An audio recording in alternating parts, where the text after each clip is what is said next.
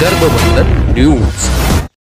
ह्या ज्या काही ऑनलाईन तुम्हाला फूड डिलिव्हरी करणाऱ्या ज्या काही ह्या कंपन्या आहेत, ह्या कंपन्यांचे जे काही छोटे छोटे आउटलेट्स आहेत किंवा त्यांचे काही ऑफिसेस आहेत, तर ते तपासण्याचा अधिकार एफडीएला आहे का, हा स्पेसिफिक प्रश्न आहे।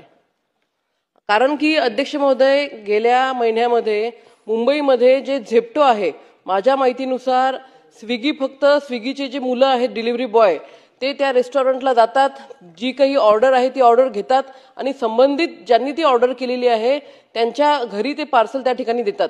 परंतु झेप्टो अध्यक्ष महोदय, झेप्टो हे ग्रॉसरी देतं, झेप्टो हे आपलं तंबाखू देतं, हे आता मंत्री महोदय सांगतील देतात की नाही ते मला माहिती नाहीये, परंतु आपल्या भाकरी असतील, चपात्या असतील, हे घरी जाऊन पुन्हा रिकुक करण्याचे जे काही पदार्थ आहेत ते त्याचं स्टोरिंग हे झेप्टो करतं।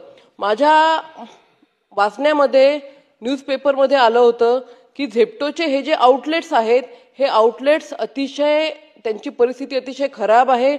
ज्या फ्रीजमध्ये हे जे काही अन्न त्यांनी स्टोअर केलेलं राहतं, त्या फ्रीजमधून अक्षरशः पाणी त्या ठिकाणी येत होतं, म्हणजे ते फ्रीज फक्त नावाला होतं।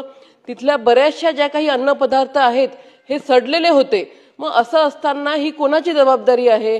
एफडीएची जबाबदारी आहे का? आणि जबाबदारी असेल तर अशा झेप्टो, स्विगी किंवा झोमॅटो याच्यावरती एफडीएने आतापर्यंत काय काय कारवाया केलेल्या आहेत हे मंत्री महोदयांनी स्पेसिफिकली सांगावं।